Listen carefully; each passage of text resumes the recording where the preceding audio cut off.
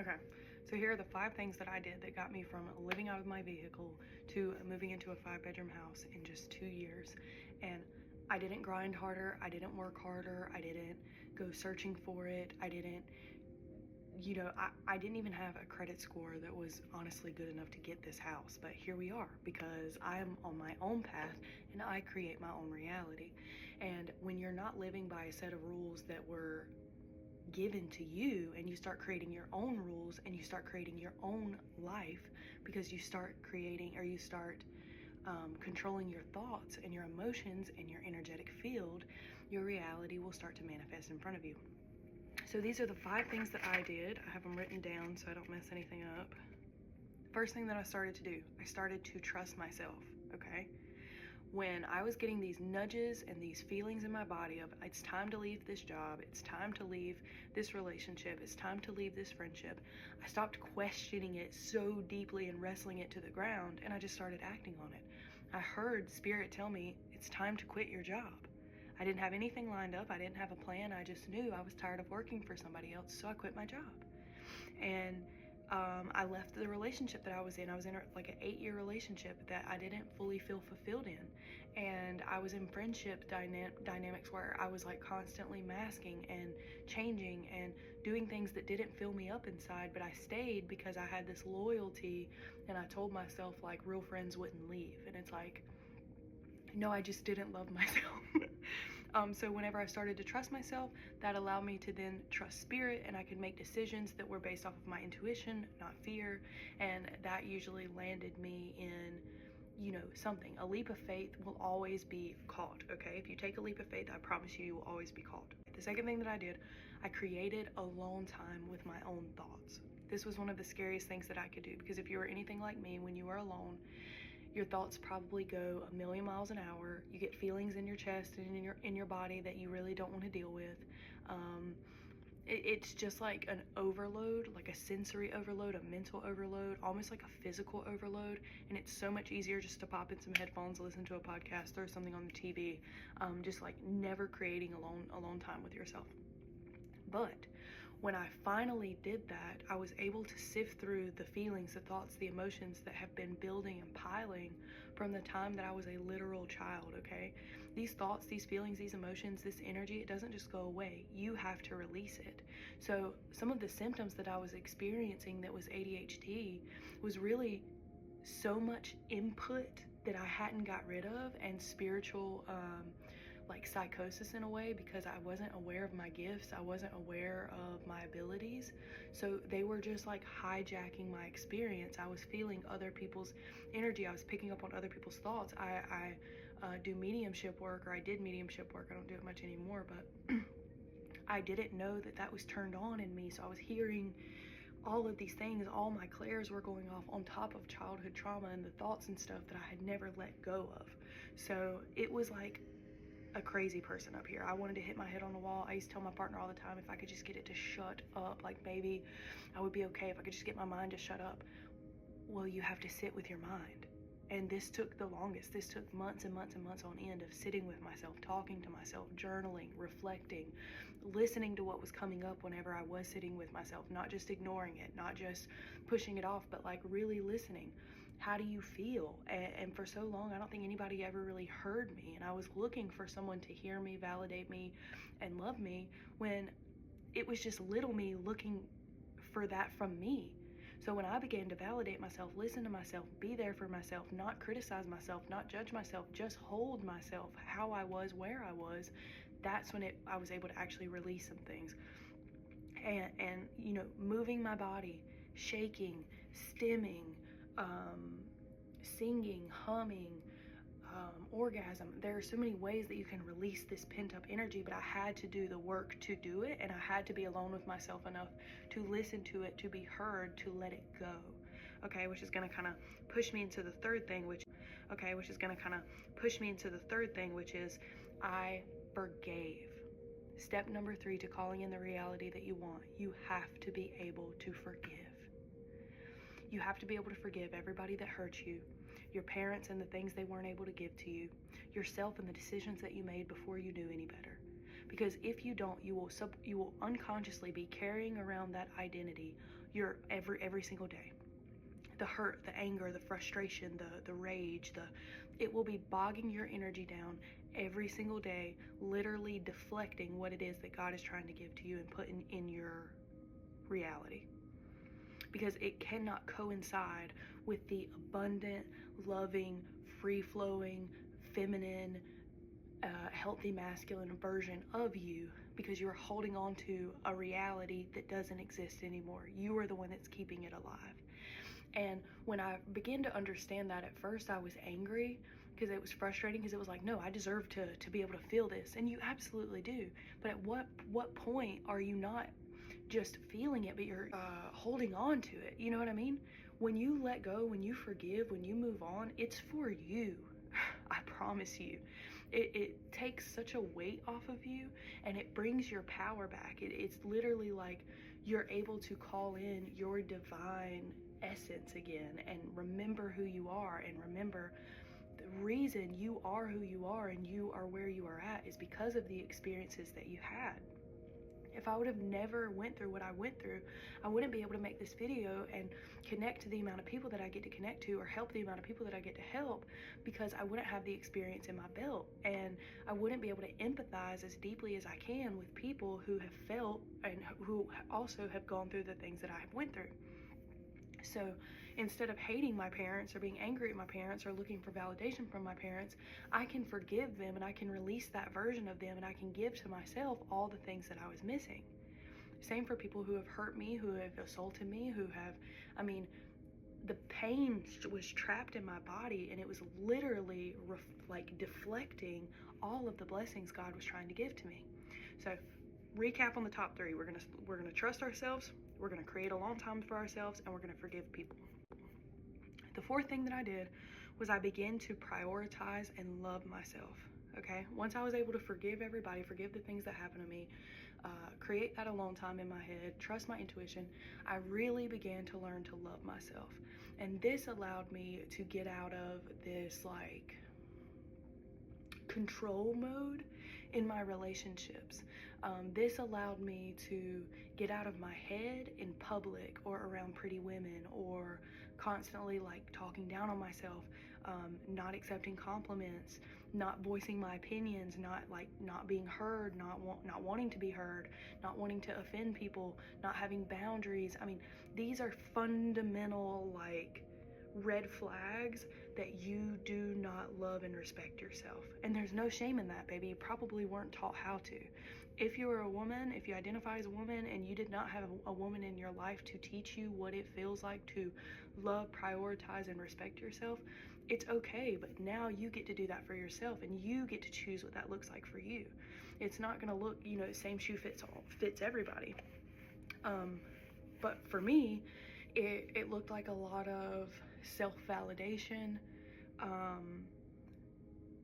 really coaching myself down when I would get anxiety, if I did get feelings of insecurity around other people, constantly reminding myself, hey, there's nothing wrong with you, you're not in competition with anybody, this is your reality, what's meant for you can't miss you, you're the prize, it's an honor to be in your energy, it's an honor to choose you, you wrote this story, we're not gonna, we don't have to go through some of these things again. I'm not like a huge shopper, but I do like to get myself, like, I got myself the little Mellow comforter because I kept seeing it and I wanted it. And my skincare routine and brushing my teeth daily, and some things that over time I had convinced myself were a chore, I had to really sit back and ask myself, like, why do these self-love practices feel like a chore to you?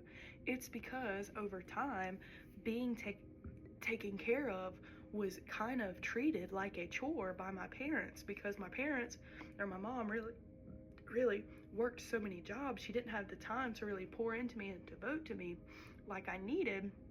And so I learned that taking care of myself is a chore, and that's just not true. I love washing my face, I love brushing my teeth, I love taking care of my hair, I love getting my eyebrows waxed, I love getting my chin waxed, I love it. But it took me a long time to love it because I had only ever viewed it through the lens of a chore. And I am not a chore. Taking care of me is not a chore. It is a privilege. And I know it's a privilege because I get to do it every day. So now whenever a partner comes into my life, or whenever my partner came into my life and they say they want to take care of me, okay, I know that they do, and I know that they will, because I know what that entails now. I didn't even know what that looked like for the longest time because I had never seen it. And I was looking for something outside of me. I was looking for my partner to do something for me that I didn't know what it looked like, and then being upset when it didn't fill me up. It's because it was never supposed to come from my partner. It's supposed to come from me. And then my partner can add value and do that as well as we grow and as we evolve together.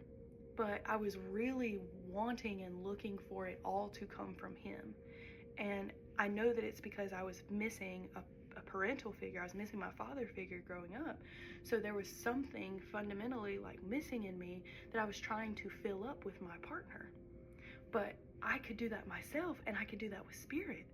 So now I'm not so tense about my partner messing up or leaving me or not or whatever for me, because my source of happiness doesn't just radiate or come from them anymore. It comes from within.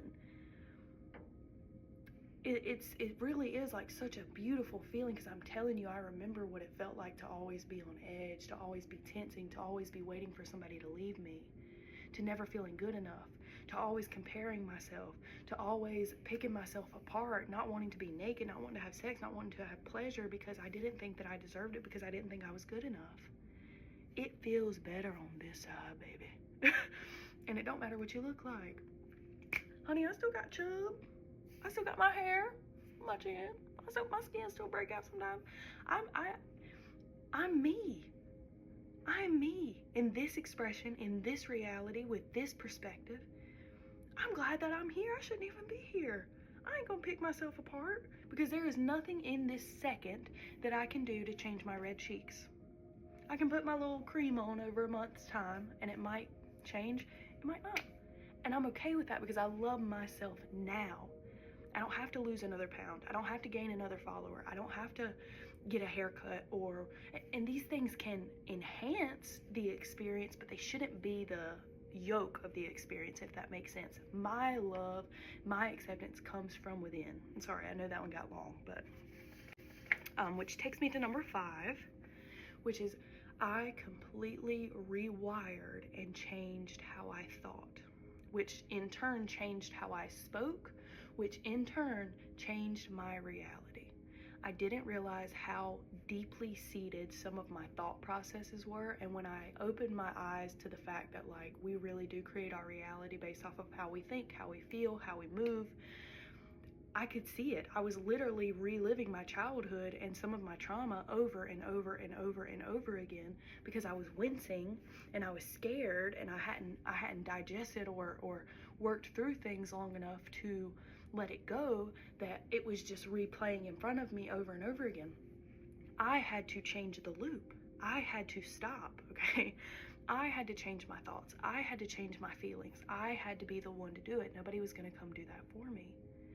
And I think sometimes we see people online and we see like this hustle and this grind and this 5 a.m. culture and this, killing ourselves to reach this state of maybe more money, more status, more fame, a better body. But I can feel energetically, oh, they're still shallow. I mean, they're still hollow.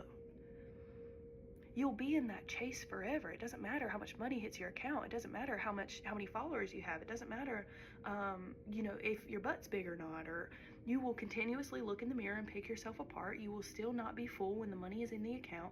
You will still be chasing something. It feels so good to be okay. I'm okay. I have an entire life where things are gonna find me, experiences are gonna find me, money's gonna find me, my body's getting healthier, my skin's starting to glow. I'm not at the end result yet, and I'm okay with that, and I'm worthy of where I am and who I am now, and my reality is fundamentally changing. Again, 2 years ago, we were living in a vehicle. We didn't have a house that was in our name. We were hopping around place to place. It was a blessing. It was a great experience. But we left a job that was stable. We left a house that was stable because we felt the pull that God had more in store for us. And because we believed it and we made the leap, we got our time back, okay? The money followed, but we got our time back. And that is needed to do the deep diving and the healing, to let some stuff go, to free up the space, to get into receptive mode long enough for God to put the blessings and the miracles in your life. Do you know how hard that is? And some people can do it, and I like, good for you, honey. But I couldn't do that. I couldn't work a job, be a partner, be a mother, keep up with my body, all of these things, and heal. I needed days and days and days and days and days on end where it was just me, myself, and I, my time, and being taken care of to heal. And God gave that to me. I didn't have $1 million in the bank whenever this first started. I had more money than I really ever had, but it wasn't a crazy amount. But I had enough to take care of myself and to have my time back and to have a place to lay my head at night and to really figure some shit out. And I knew the house would come after, and baby, it did. And if this is the first house that God's gonna give me in my many years, I'm only 27. I didn't go to college. I almost failed high school. And not because I wasn't smart, but because when my friend died, I didn't want to go to school anymore. I didn't give a shit about anything anymore. Do you know how insane it is and how much reality stops for you when your friend kills themselves? I didn't care about algebra. I didn't care about being here anymore.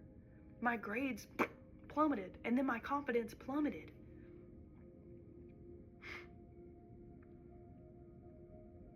I stopped showing up for myself. I stopped doing really anything. I used to love theater. I stopped doing theater. I stopped connecting to people. I just drank every single day to try to get the pain to go away.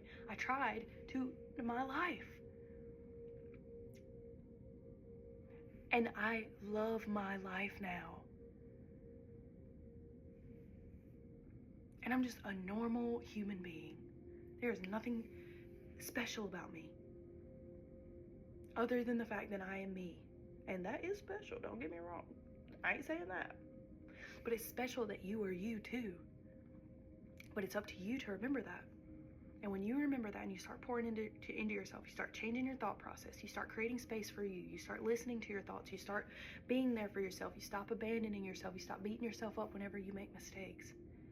You realize this is a long, long journey, and God can really make some miracles in your life if you'll just trust, and if you just feel deeply that this is your birthright and that you'll be called and that opportunities will find you as long as you're choosing you and really believe that. It will. Thanks for watching.